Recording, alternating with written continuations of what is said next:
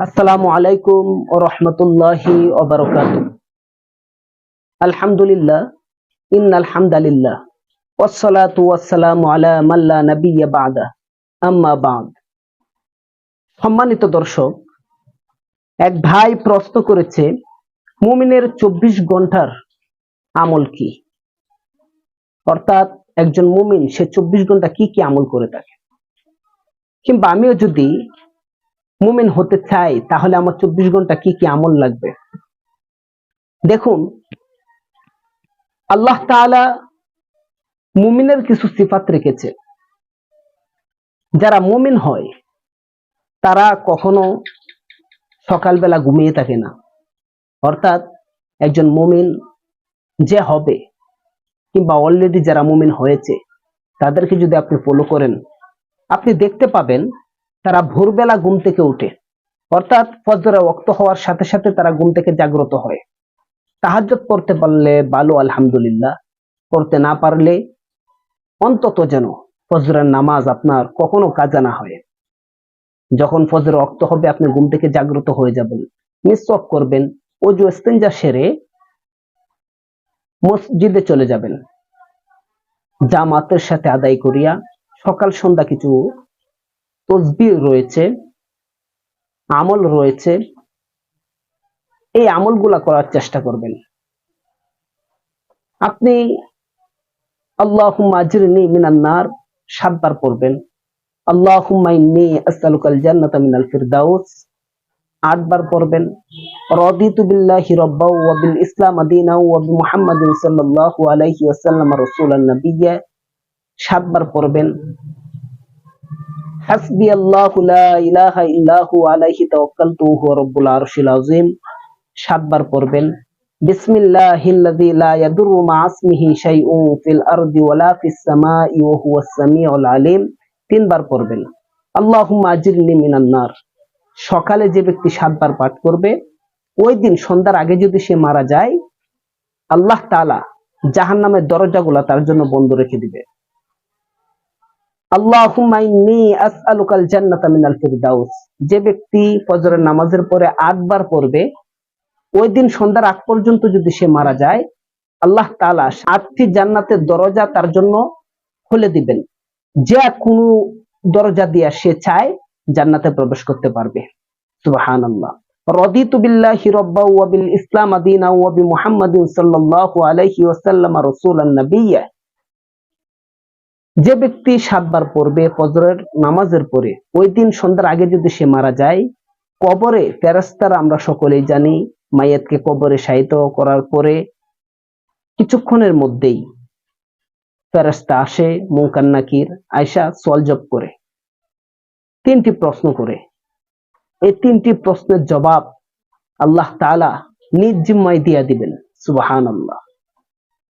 বিসমিল্লাহিল্লাযী লা ইয়াদুররু মা ইসমিহি শাইউন ফিল আরদি ওয়ালা ফিস সামাই ওয়া হুয়াস সামিউল আলীম। যে ব্যক্তি এই ওজিফাটা ৩ বার পাঠ করবে, সকালবেলা আল্লাহ তাআলা তার আমলনামায় ৭ লক্ষ নেকি দান করবেন। সুবহানাল্লাহ। এগুলা হলো ফজরের পরে আমল। আর যদি আপনার সময় হয় সূর্য ওঠার ২০ কিংবা ২৩ মিনিট পরে ২ রাকাত ইশরাকের নামাজ পড়ে নেবেন। এরপর আপনি জমিনে ঝাঁপিয়ে পড়বেন। আপনার কাজকর্মে দুনিয়াবি যে সমস্ত কাজ রয়েছে, এই কাজগুলো আপনি করে ফেলবেন।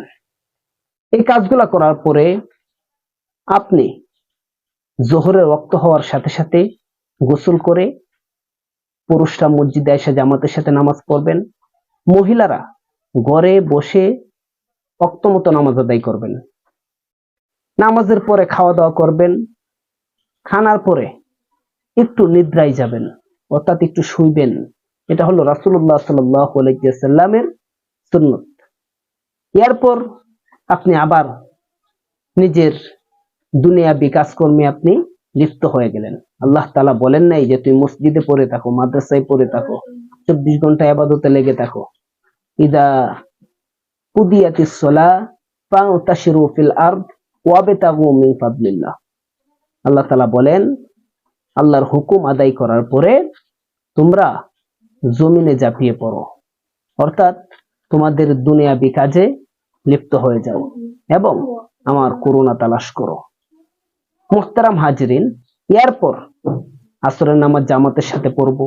আসরের পরে বিভিন্ন তাসবিহগুলো আদায় করব সন্ধ্যার আগ পর্যন্ত, কিংবা 1000 বার, 100 বার, 500 বার দুরূদ পড়ব রাসূলের শানে। এরপর মাগরিবের নামাজ আদায় করার পরে 6 রাকাত আওয়াবিনের নামাজ আদায় করব। মাগরিবের নামাজের পরে যে ব্যক্তি 6 রাকাত আওয়াবিনের নামাজ পড়বে, আল্লাহ তাআলা সারা রাত্র নফল নামাজ পড়লে যে সওয়াব, এই সওয়াব আল্লাহ তাআলা তার আমলনামায় দান করবেন। সুবহানাল্লাহ। এরপরে এশার আগেই আমরা খাওয়া দাওয়া সেরে নিব। আসলে খাওয়া দাওয়ার নিয়ম হলো, ইসলামিক নিয়ম হলো এশার আগেই খানা পিনা কমপ্লিট করা। কিন্তু আমরা হইতে পারে অনেক সময় কাজে কর্মে ব্যস্ততার কারণে এশার আগে খানা পিনা কমপ্লিট করতে পারি না। কিন্তু যদি আপনি এশার আগে খানা পিনা কমপ্লিট করেন, তাহলে আপনার স্বাস্থ্যের জন্য অনেক উপকারিতা। এশার আগে আপনি খাওয়া দাওয়া কমপ্লিট করে এশার জামাত আদায় করবেন। এশার নামাজের পরে বিলম্ব করা যাবে না। হয়তো তেলাওয়াত করবেন, নয়তো নামাজ পড়বেন, নফল নামাজ আছে নফল নামাজ পড়বেন, নয়তো নিদ্রায় চলে যাবেন। আমরা কি করি এখন? এশার নামাজ পড়ি, বাড়িতে যাই, রিমোটটা হাতে নেই, হ্যাঁ, প্লেটটা সামনে রাইখা টিভি দেখতে থাকি আর এশার পরে খেতে থাকি। এভাবে কয়টা থেকে কয়টা বাজে, এটা কোনো রুটিন নেই। আসলে মুমিনের কাজ এটা নয়। মুমিনের কাজ এশার আগে খেয়ে নেবে, নামাজ পড়বে, নামাজ পড়ে হয়তো কিছুক্ষণ কোরআন তেলাওয়াত করবে, নয়তো কিছুক্ষণ নফল নামাজ আদায় করবে, নয়তো কিছুক্ষণ জিকির করবে। এরপর 10টার ভিতরে শেষ হয়ে যাবে। আসলে 10টা থেকে 2টা পর্যন্ত ঘুম, বর্তমান সায়েন্সও বলেছে এটাই, যে মানুষের স্বাস্থ্যের জন্য এবং ব্রেনের জন্য অনেক উপকারিতা, অনেক ভালো। এটা আজকে পেয়েছে, বিশেষ করিয়া করোনার সময় সবাই বিষয়টাকে উপলব্ধি করতে পেরেছে। কিন্তু 1500 বছর আগে আল্লাহ রাসূল সাল্লাল্লাহু আলাইহি ওয়াসাল্লাম এটা বলে গিয়েছেন যে 10টা থেকে 2টা পর্যন্ত ঘুম স্বাস্থ্যের জন্য, মানসিক সমস্যার সমাধানের জন্য অনেক বেশি উপকারিতা, অনেক বেশি কাজ করে থাকে। মুহতারাম হাজিরিন, এই হলো 24 ঘন্টার রুটিন। আশা করি আপনারা বুঝতে পেরেছেন এবং মুমিন হতে চাইলে এভাবেই 24টা ঘন্টা আপনি পার করে থাকবেন। ভিডিওটি ভালো লাগলে লাইক দিয়ে যাবেন, আপনার মন্তব্য কমেন্ট বক্সে জানিয়ে যাবেন। আলোর পথে টিভি চ্যানেলে নতুন হয়ে থাকলে অবশ্যই চ্যানেলটি সাবস্ক্রাইব করে পাশে থাকা বেল আইকনটি বাজিয়ে যাবেন। জাযাকাল্লাহ।